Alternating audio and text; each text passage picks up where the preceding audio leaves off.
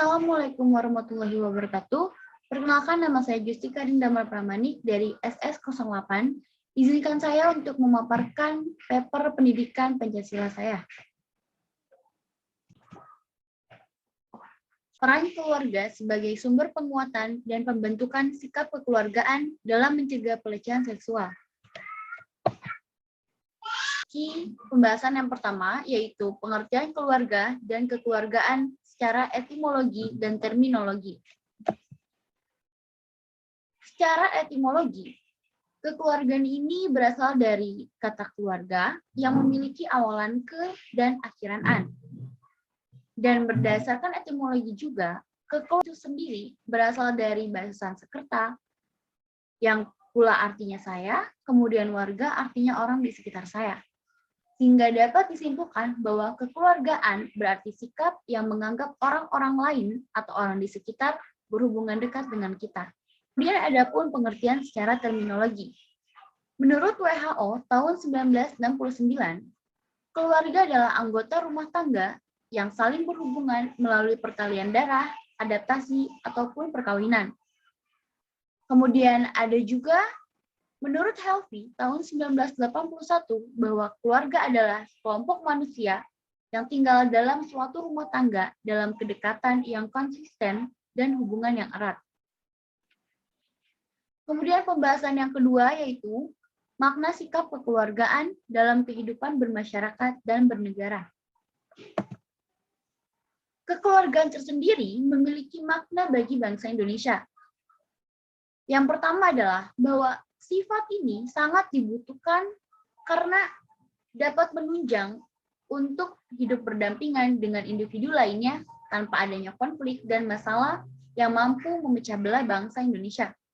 Kemudian makna yang kedua yaitu bahwa nilai kekeluargaan ini pun mencakup kualitas yang paling penting bagi setiap individu, yaitu sebagai keluarga, seperti integritas, kerja keras, ataupun kebaikan. Kemudian makna yang ketiga, sifat kekeluargaan menunjukkan adanya keharusan bagi setiap orang untuk bersinergi bersama tanpa mengurangi atau menghalangi hak dan kewajiban individu lain. Kemudian makna yang kedua yaitu kekeluargaan merupakan jati diri bangsa, khususnya bangsa Indonesia. Karena yang pertama, sifat kekeluargaan tersendiri sudah tercerminkan dari masa penjajahan. Indonesia sendiri tidak bisa mencapai kemerdekaan tanpa adanya rasa kekeluargaan antar para pejuang. Kemudian yang kedua yaitu, sifat kekeluargaan juga menjadi landasan penting dalam terciptanya aturan dan undang-undang yang berlaku di Indonesia.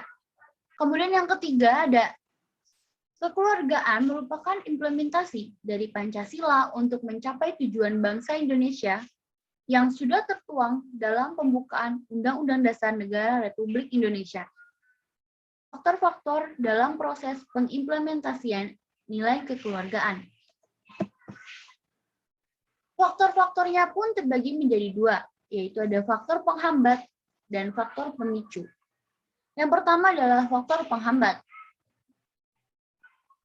Terdapat beragamnya kepribadian dan pendapat. Kemudian yang kedua ada suku, agama, ras, dan budaya yang tersebar di Indonesia beragam. Sama halnya dengan kepribadian tadi, karena suku, agama, ras, dan budaya tersebar di Indonesia sangat banyak, sehingga hal itu menjadi salah satu faktor penghambat. Kemudian yang ketiga ada globalisasi. Kemudian yang keempat yaitu masyarakat yang tidak teredukasi. Kemudian yang terakhir itu keluarga tidak berjalan dan berfungsi sebagaimana mestinya. Faktor pemicu. Yang pertama yaitu terjadinya konflik. Sudah banyak konflik-konflik antar negara, khususnya dengan negara Indonesia, yang membuat seluruh warga Indonesia memiliki rasa kekeluargaan yang sama. Kemudian yang kedua ada kesadaran diri. Teredukasi, seperti yaitu memahami nilai-nilai Pancasila dan menjadikan perbedaan sebagai peluang. Untuk menjadikan perbedaan yang ada di Indonesia sebagai antar individu memiliki rasa kekeluargaan yang dapat mudah dibangun. Hal ini karena mereka bertekad untuk bersinergi dalam mencapai tujuan akhir mereka. Kemudian, adapun materi terakhir yang akan saya bahas yaitu kondisi saat ini dan penyelesaiannya. Menurutkan data kasus pelecehan seksual dari periode Januari sampai Juli 2021, sudah tercatat 2.500 kasus. Dan angka ini, angka 2.500 kasus tersebut sudah melampaui dari data kasus pelecehan seksual pada periode 2020 dengan angka 2.400 kasus. Tentu hal ini apabila terus-terusan dibiarkan akan membuat semakin banyaknya, semakin tingginya kriminalitas di Indonesia. Dan hal ini pun akan berdampak terhadap kemajuan bangsa Indonesia. Karena yang pertama, apabila fungsi keluarga tidak berjalan lancar, yaitu seperti yang saya sudah jelaskan, tidak berjalan lancar sebagai sumber edukasi dan sebagai sumber terbangunnya moral dan rasa kekeluargaan, hal ini juga akan berdampak kepada anggota keluarga lainnya yang tidak teredukasi mengenai sifat dan rasa kekeluargaan antar individu. Kemudian hal ini juga akan berdampak dan menjadi pemicu terjadinya pelecehan seksual karena tidak adanya rasa kekeluargaan dan rasa menghormati dan toleransi.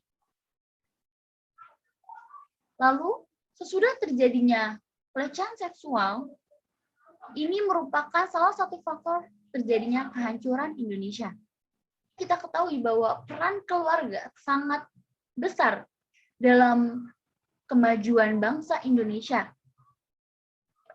Kemudian,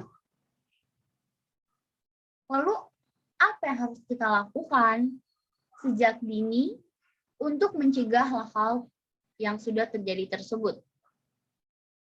Yang pertama itu memaksimalkan fungsi keluarga sebagai sumber edukasi. Sebisa memanfaatkan perbedaan sebagai peluang. Ketiga, memanfaatkan globalisasi sebagai peluang. Dengan terakhir yaitu membantu perekonomian agar persaingan tidak terlalu ketat.